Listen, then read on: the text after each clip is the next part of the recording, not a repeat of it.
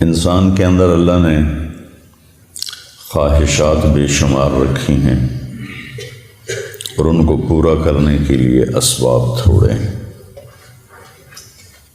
اور زندگی اس سے بھی تھوڑی ہے۔ تو یوں سمجھو کہ ہم سمندر کو ایک گھڑے میں بند کرنا چاہتے ہیں، کیسے ہوگا؟ خواہشات کا ایک سلسلہ ہے جو کہیں ختم ہی نہیں ہوتا، اور زندگی اتنی مختصر ہے کہ آ کے بیٹھے بھی نہ تھے کہ نکالے بھی گئے۔ عمر دراز مانگ کر لائے تھے 4 دن، 2 آرزوں میں کٹ گئے 2 انتظار میں۔ تو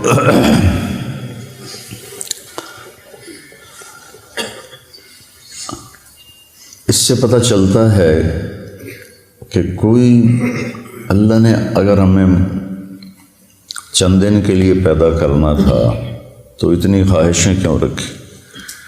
پرندوں میں یہ خواہشیں کیوں نہیں؟ 1000 سال پہلے کوا جیسے گھونسلہ بناتا تھا آج بھی ویسا ہی بناتا ہے۔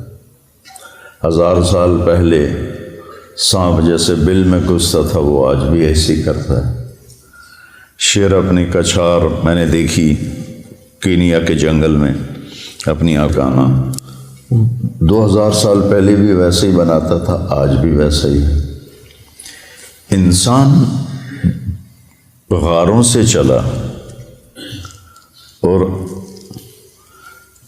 ہزاروں فٹ اوپر کی بلندیوں پر اس نے عمارتیں بنائی، گدھوں سے چلا اور 380 جہاز بنا لیے جو 580 مسافروں کو لے کر، میں نے کئی دفعہ سفر کیا، چلتا ہے۔ تو اس سے پتہ چلتا ہے کہ یہ ایک عقلی بات کر رہا ہوں، ہمیں اس کی ضرورت نہیں، وَلَٰكِن لِيَطْمَئِنَّ قَلْبِي۔ ہمارے لیے تو قرآن کافی ہے، اللہ کا نبی کا فرمان کافی ہے کہ کوئی جہان ایسا چھپا ہوا ہے جہاں ہماری ہر خواہش پوری ہوگی، جہاں ہر چاہا پورا ہوگا۔ لَهُم مَّا يَشَاءُونَ فِيهَا وَلَدَيْنَا مزید وَلَكُمْ فِيهَا مَا تَدَّعِي أَنفُسُكُمْ تَشْتَهِي أَنفُسُكُمْ وَلَكُمْ فِيهَا مَا تَدَّعُونَ نُزُلٌ مِّنْ غَفُورٍ رَّحِيمٍ۔ تو انسان اگر صرف اس زندگی اور اسباب کو سامنے رکھے گا تو وہ غلط چلے گا، اس کو چلنے کا طریقہ نہیں آتا۔ اس کے لیے اللہ تعالیٰ نے 1,24,000 انبیاء کو بھیجا جو ان کو بتاتے تھے کہ یہ سب خواہشیں یہاں پوری نہیں ہو سکتی، تم سب کچھ کر لو، موت کو کیا کرو گے؟ نوح علیہ السلام 950 سال زندگی گزاری، تبلیغ کی، پھر اس کے اوپر 500 سال زندگی گزاری، وہ بھی کہیں گے ادھر سے آیا ادھر سے نکل گیا۔ تو وحی کے لیے پھر اللہ آسمان سے علم اتارتا ہے، کسی بندے کو منتخب کرتا ہے، وہ ان کو وہ باتیں بتاتا ہے جو ان کو نظر نہیں آتی، وہ انکار کرتے ہیں، اس پر اللہ ان کو معجزہ دیتا ہے، ایک ایسا کام ان سے کرواتا ہے جو کوئی کر نہ سکے، کہ یہ دیکھو یہ انسانی بس سے باہر ہے، تو میں نے کیا ہے، میں نے نہیں کیا، اللہ نے کروایا ہے۔ وہی اللہ کہہ رہا ہے موت کے بعد زندگی ہے، جنت ہے، جہنم ہے۔ صالح علیہ السلام کی قوم، میں گیا ہوں وہاں، ان کے گھر دیکھے میں نے، پہاڑوں کو کھود کھود کے گھر بنایا، شہر بنایا ہوا ہے۔ تو کہنے لگے اگر تو سچا ہے تو اس پتھر سے اونٹنی نکال جو آتے ہی بچہ دے۔ تو اپنی طرف سے انہوں نے صالح علیہ السلام کو عاجز کر دیا، پتھر چٹان پھٹی، اونٹنی نکلی، بچہ دے دی۔ فرعون کہتا ہے کہ تو کہاں سے نبی بن کے آ گئے؟ کہ اولو جئتک بشیء مبین، اگر میں تمہیں کوئی دکھاؤں کارنامہ، قال فات بہ ان کنت من الصادقین فالقى عصاہ فاذا ہی ثعبان مبین۔ تو وہ جو لاٹھی ہاتھ میں تھے وہی پھینک کے وہ اتنا بڑا اژدہا بن گیا۔ تو سب سے آخر میں اللہ تعالیٰ نے جناب رسول اللہ صلی اللہ علیہ وسلم کو سارے عالم کے لیے بھیجا۔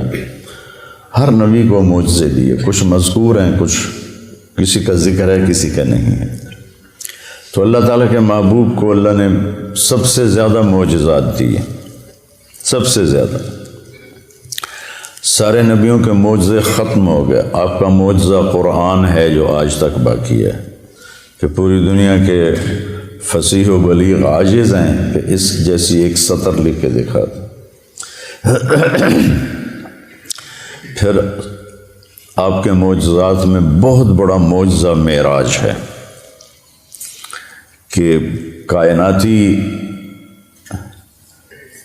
عقل، ہمت، سوچ بالکل ماننے سے منکر ہے،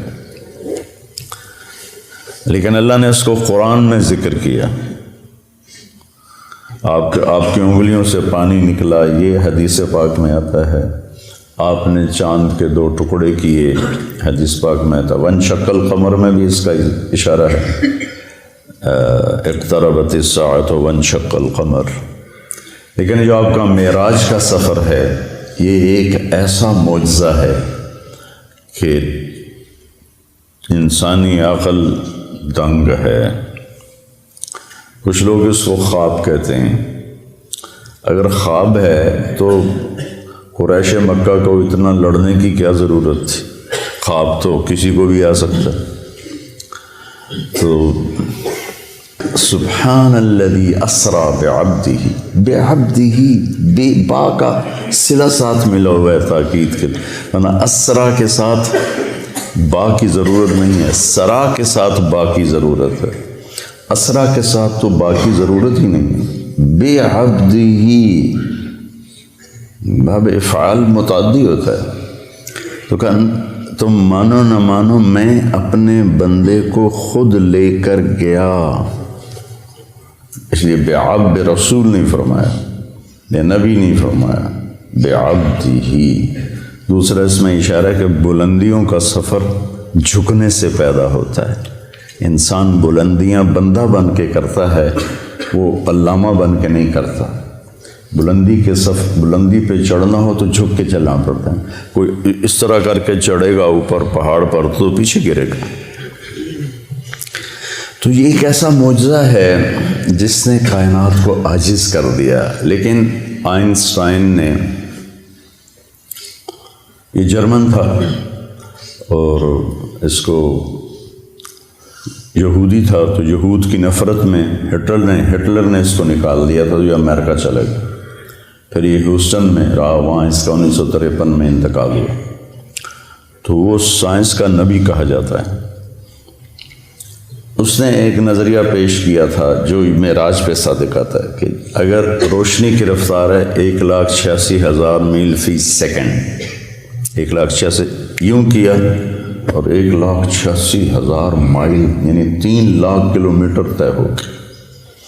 اگر کوئی انسان اپنی رفتار روشنی کے برابر کر لے تو اس کے لیے ٹائم رک جائے گا، ٹائم اس کے لیے رک جائے گا۔ یہ ایک آج کی عقلی بات ہے، ہمیں اس کی کوئی ضرورت نہیں ہے، ہمارے لیے قرآن کافی ہے۔ تو روشنی کیا پتہ نہیں کس رفتار سے اللہ اپنے حبیب کو لے کر گیا۔ رات اسرا، رات کا سفر، اللہ کی طرف جو سفر ہے نا وہ رات کو ہی طے ہوتا ہے۔ یا ایھا المزمل قم اللیل الا قلیلا نصفہ او انقص منہ قلیلا او زد علیہ ورتل القرآن ترتیلا انا سنلقی علیک قولا ثقیلا ان ناشئۃ اللیل ہی اشد وطئا واقوم قیلا۔ رات کا اس وباللیل وبالاسحار هم یستغفرون کانوا قلیلا من اللیل ما یہجعون وبالاسحار هم یستغفرون۔ اللہ تعالیٰ بتانا چاہتے ہیں کہ میرے نبی کے ساتھی بہت تھوڑا سوتے ہیں، یہ بتانا چاہتے ہیں۔ کانوا قلیلا من اللیل ما یہجعون۔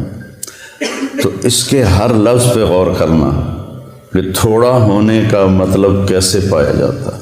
کانوا کانا فعل ناقص، تو تھوڑا کا مطلب آ گیا. قلیل ویسے ہی تھوڑا. من تبعیض کا ہے، جو چیز کو باز کر دیتا ہے وہ بھی تھوڑا. من اللیل، من اللیل. ما مصدر کا ہے، جو فعل کو مصدر بنا دیتا ہے، چھوٹا کر دیتا ہے. حجا مختصر نیند کو کہتے ہیں، گہری نیند کو نہیں کہتے ہوئے صبح آپ کو اٹھا رہے ہیں، فجر ہو گئی، اٹھو اٹھو اٹھو. کم نیند. کانو تھوڑا، قلیل تھوڑا، من اللیل تھوڑا، ما تھوڑا، حجا تھوڑا، اور پھر وبالاسحار ہم یستغفرون، اور پھر وہ پچھلی رات کو بیٹھے استغفار کر رہے ہوتے ہیں. تو رات کے جاگنے کی بیٹا عادت ڈالو، چاہے 2 نفل پڑھ کے 2 نفل پڑھو، لیکن کوئی نہ کوئی تمہارا نام آ جائے کہ یہ بھی رات کو ماتھا ٹیکتے تھے. رات ہی اللہ کے نبی پر وہی رات کے وقت اتری جب آپ غار حرا میں تھے. دن میں جبریل نے رات کو آئے، پیر کی رات کو تشریف لائے اندھیرے میں. تو خیر، اس اسرا بعبدہ کا لفظ بتا رہا ہے کہ اللہ تعالیٰ جسمانی طور پر لے گئے. خواب میں تو کہیں بھی چلے جاؤ. میں جنت میں گیا، جنت دیکھی میں نے خود 2 دفعہ. تو خواب تو کسی کو بھی آ سکتا ہے. تو اللہ تعالیٰ نے اپنے محبوب، یہ بلندی کب آئی؟ جب آپ تھک کے چور ہو گئے. 10 دن کے اندر 2 آسرے اللہ نے اٹھا لیے. حضرت ابو طالب باہر تھے، حضرت خدیجہ اندر تھی. 10 دن کے وقفے سے دونوں فوت ہو گئے. تو آپ ٹوٹ گئے اور بکھر گئے. ابو لہب نے پہلے کہا کہ میں اب تیرا کفالت کروں گا. تو ابو جہل نے کہا تو کرے گا کفالت، جو محمد کا قرآن کہتا ہے تبت یدا ابی لہب و تب. تو اس کا میٹر گھوم گیا. اس نے حرم میں اعلان کیا بنو ہاشم کی کوئی کفالت نہیں ہے محمد کے لیے صلی اللہ علیہ وسلم، جو مرضی کرو. اس کے بعد وہ اوجھڑیاں ڈالی گئیں اور گردن میں کپڑا لپیٹ کے اس کو مروڑا گیا اور گھسیٹے گئے، تھپڑ پڑے. یہ حضرت ابو طالب کی وفات کے بعد ہوا ہے. وہ پہلے رکاوٹ تھے. تو جب آپ بے بس ہو گئے تو آپ نے طائف کا سفر کیا. طائف کے سفر میں جو پتھر پڑے، میں نے وہ جگہ دیکھی ہے، وہ پرانا طائف ہے. وہاں مجھے لے گئے کہ کتنے 3 میل آپ دوڑتے رہے اور پتھر پڑتے رہے. جب آپ مکہ واپس پہنچے تو آپ اس قدر کفار کی وہاں مطلب ان کا ایسا خوف چھایا ہوا تھا کہ آپ مکے میں داخل نہیں ہوئے. آپ نے سہیل ابن عمر کو پیغام بھیجا مجھے پناہ دو، تمہاری پناہ میں مکے میں آئی. اسباب کی دنیا ہے، نبی بھی اسباب اختیار کرتے ہیں. اگر آپ چلے بھی جاتے کوئی روکنے والا نہ ہوتا. اس نے کہا میں نہیں دیتا. پھر آپ نے اخنس بن شریک سے کہا کہ مجھے پناہ دو. اس نے کہا میں نہیں دیتا. پھر آپ نے صفوان بن امیہ کو پیغام بھیجا، اس نے بھی انکار کر دیا. پھر آپ نے مطعم بن عدی کو پیغام دیا. تو مطعم بن عدی اپنے بیٹوں کو لے کر آیا اور آپ کو تلواروں کے سائے میں حرم شریف لایا. کہا کہ یہ آج کے بعد میری پناہ میں ہیں، کوئی ان پہ ہاتھ نہیں اٹھائے گا. ابو جہل نے پوچھا تم اپنے مذہب پر ہو یا محمد کے مذہب پر؟ کہا نہیں میں اپنے مذہب پر ہوں، اپنے دین پر ہوں. کہا ٹھیک ہے پھر ہم اس کی رعایت کریں گے. اس واقعے کے بعد معراج کا واقعہ ہوا کہ جب آپ ٹوٹ گئے اور پس گئے. الا منتقلونی، کیا درد ہے ان الفاظ. الا منتقلونی، یا اللہ تو نے مجھے کن کے حوالے کر دیا. جو طائف کے بعد کی دعا ہے نا، اشکو الیک طوف قوتی وقلت حیلتی وحوانی علی الناس. یہ حوانی علی الناس میں جو پکار اور فریاد ہے پہاڑوں کو پگھلا دے. یا اللہ تو نے مجھے لوگوں کے سامنے بے بس کر دیا. پتھر مار مار انہوں نے میرا یہ حال کر دیا. الا من تکلنی، کس کے حوالے تو نے کر دیا۔ اس کے بعد پھر اللہ تعالیٰ کا نظام چلا، چلیے یا رسول اللہ، اللہ ملاقات کے لیے بلا رہے۔ اسرا، سبحان الذی اسرا۔ تمہیں بھی اگر معراج چاہیے تو نماز ملی ہوئی ہے۔ الصلاۃ معراج المومنین ایک عام مقولہ ہے۔ نماز کو خوبصورت بنا لو تو اللہ معراج کا ذائقہ نصیب فرمائے گا۔ تو آپ حضرت ام ہانی کے گھر میں تھے، وہاں سے آپ کو حتیم لے جایا گیا، اور 2 تھال تھے سونے کے، ایک میں زمزم کا پانی تھا اور ایک میں نور تھا۔ تو جبریل نے ایسے کر کے ہاتھ پھیرا اور آپ کا سینہ چاک ہو گیا، اور آپ کا دل نکال کے باہر لے لیا۔ اور آپ دیکھ، میرا بھائی دل کا ڈاکٹر ہے نا، تو اتنا حساس آپریشن ہوتا ہے اس کا، وہ دل نکالتے نہیں، دل وہیں ہوتا ہے، اور اس کو پوری ایک مشین کے ساتھ مصنوعی سانس دیا جاتا ہے۔ وہ مشین بند ہو جائے آدمی مر جاتا ہے، لیکن جبریل نے دل کھینچ کے باہر نکال لیا، پھر اس کو 2 ٹکڑے کر دیا، پھر اس کو زمزم کے پانی سے دھویا، اور پھر اس میں وہ جو نور لائے تھے وہ سارا اس کے اندر بھرا، پھر اس کو ایسے کیا تو وہ بند ہو گیا، پھر اپنی جگہ پہ رکھا تو رگیں آ کے جڑ گئیں اپنے آپ۔ سبحان فعال لما یرید، تیرا رب جو چاہے کر دے۔ اور پھر ایسے ہاتھ پھیرا، یہاں سے لے کر یہاں ناف سے نیچے تک چیرا تھا دل کو، پیٹ کو بھی دھویا، پیٹ کو بھی دھویا اور دل کو بھی دھویا، اور یہاں سے لے کر یہاں تک پیٹ کو چاک کیا، پیٹ کو کاٹا، اور کوئی نشان نہیں تھا۔ جب جبریل نے ہاتھ پھیرا تو ویسے کو ویسے تھا۔ پھر ایک سواری جو خچر سے چھوٹی، گدھے سے بڑی، براق، اس پر آپ کو باہر وہ کھڑی تھی، سوار کرایا گیا، اور آپ نے فرمایا مجھے جبریل، وہاں جب اس پر سوار ہوا تو وہ کودنے لگا، تو جبریل نے کہا تیری پشت پہ ان سے افضل ہستی آج تک نہیں سوار ہوئی، یہ خاتم الانبیاء ہیں۔ تو ایک دم وہ پسینہ پسینہ ہو گیا۔ پھر وہاں سے آپ کو لے کر مدینہ آئے، کہ اتریے 2 نفل پڑھیے، یہ آپ کی ہجرت کی جگہ ہے۔ پھر وہاں سے آپ کو لے گئے کوہ طور پر، کہ یہ طور سینا ہے جہاں موسیٰ سے اللہ بات کرتے تھے، 2 نفل پڑھیے۔ پھر بیت اللحم لے گئے، حضرت عیسیٰ کی جائے پیدائش، کہ یہ عیسیٰ کی جائے پیدائش ہے۔ پھر آپ حضرت موسیٰ علیہ السلام کی قبر سے گزرے، کا میں نے دیکھا وہ قبر میں نماز ادا فرما رہے تھے۔ پھر اس کے بعد آپ کو بیت المقدس لایا گیا۔